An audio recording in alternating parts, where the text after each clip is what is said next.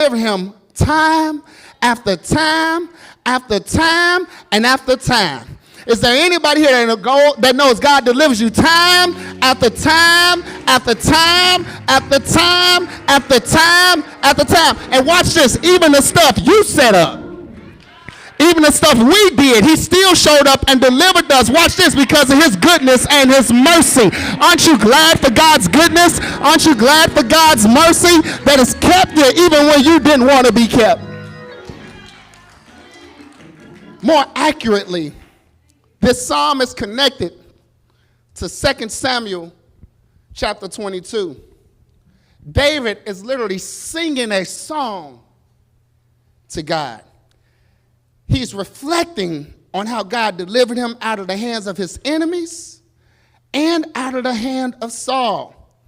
That's why verses 2 and 3 are almost verbatim of 2 Samuel chapter 22. It reads, "The Lord is my rock, my fortress, my deliverer, my God, my rock, in whom I take refuge, my shield, the horn of my salvation, my stronghold. I call upon the Lord, who is worthy to be praised, and I am saved from my enemy." It's at the time of reflection. David thinks about all the battles he's had. David thinks about all the struggles he's had, how all of the people that did him wrong, how people have left him, how people have died in his life. Here it is, and this is a tough pill to swallow. Even after losing 3 children, his infant son died. His son Amnon was killed by his brother Absalom. And then Absalom, who was in rebellion, was killed by David's own army. Even in that, David reflected on no matter how tough it's been, he's mentally been strong. We always talk about physical strength. But I'm telling you right now, there's no greater strength than mental strength. When you have your mind, when you can put your right shoe on your right foot and your left shoe on your left foot, it's something about having your mind. And I'm grateful to have just a peace of mind where I know my name, I know where I'm at, because somebody somewhere don't have their mind. You got to learn to be grateful and to take care of your mind, take care of your physical body, but also here's a word for somebody: get you some rest. Sit down. Separate yourself. And I can tell you right now, I'm a living witness. I've had a crazy week. Friday, broke my pinky finger playing basketball. Then, these graduates, they was trying to, brother, and all I kept doing, 5 o'clock, you out of here, 5 o'clock, you out of here. Then, to celebrate, my principal, out the kindness of his heart, says, "I'm going to take y'all to lunch to celebrate, everything like that." So I got my coworkers in my truck, driving my truck down 9094, on our way to this restaurant in Hyde Park. And if you know me, you know my favorite type of food is soul food. It's called Don's Restaurant, so my mouth was watering because I was thinking about the shrimp and grits, the fried chicken, pray for me, the mac and cheese, the sweet potatoes. I was thinking about it all. And as I'm driving my car, the engine cuts off. I'm driving north on 9094, going fast. Without warning, the engine shuts off. I'm being calm, I'm being collected. I got my coworkers in the car, and I just by the grace of God, I was able to smoothly get over to the shoulder, but I ended up on the curve of the shoulder. If you go on north on 9094, you know where it splits and goes local, and you got that little curve right there? I was on that curve. My truck was sitting right there, and I'm trying to start it. My coworker's like, "What's going on?" But I'm calm. I'm like, "Y'all, we good. Let's figure this out." Then I remembered, because of the type of car I got, I pressed this blue button. I pressed the blue button. Somebody came over the car and said, "Hey, I see you're stuck. How can I help you?" And I began to explain what's going on. They said, "Don't worry, we're going to send a tow truck your way." And in the process, I told my coworkers, y'all relax, let's get out the car because we're on this curve, we want to be safe. And then my principal, who was behind us, called and said, hey, I'll pick up everybody. And then I was able to get everybody out the car. We were safe. We were protected. The tow truck came. I was out there about 3 hours, but the tow truck finally came. And I said, by the grace of God, when I got stuck, I looked up. And I was able to call somebody who knows about my situation. See, David was recognizing he's worthy to be praised because I called upon the Lord.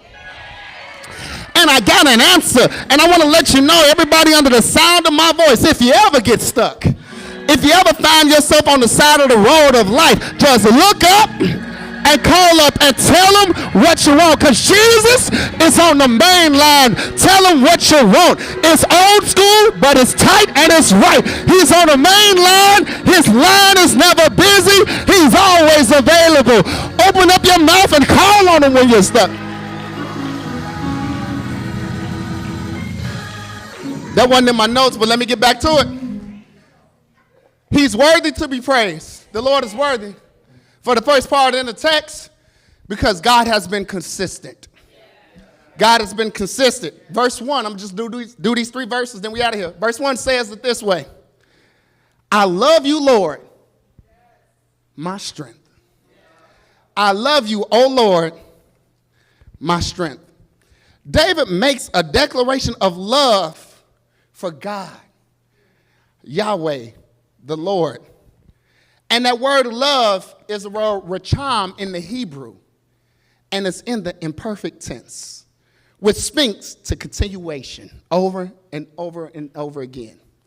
And what's crazy about this use, it means love, affection, compassion, and it's a deep, deep, deep, tender love. So much so, this tense is only used once in Scripture, in this text. And here's what's crazy about this love word, y'all.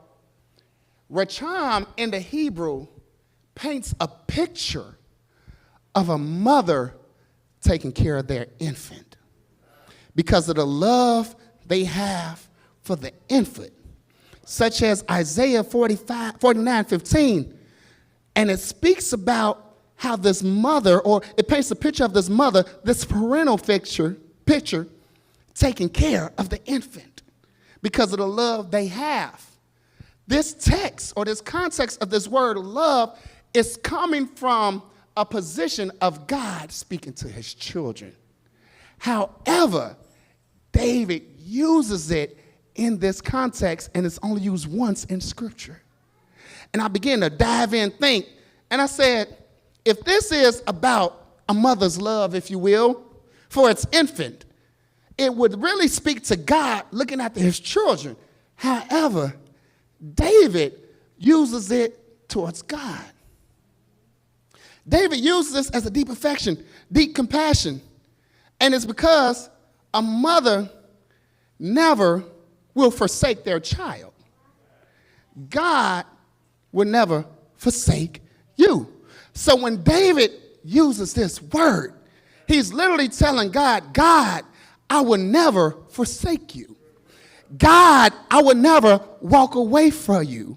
God, I love you so deep that no matter what I face, no matter what I'm going through, I will never leave your side. I will never walk away from you. I will never turn my back on you. Is there anybody here that has to make up in your mind that you got to know that no matter what you deal with, no matter what you face, you got to have a deep compassion, a deep love for God. That come hell or high water, you won't allow anything to pull you away from God. Nothing will separate you from his love. Nothing will separate you from his power. I don't care what you're dealing with. You got to know, no matter what the enemy throws your way, I'm never leaving God. Because the enemy will show up. He'll get in your mind. And you, if you want to be honest, no matter how much Bible you know, them thoughts get in your mind. And you think about leaving God. You wonder if he's real. And all in all, in that, you got to know that he's still on the throne. He's real.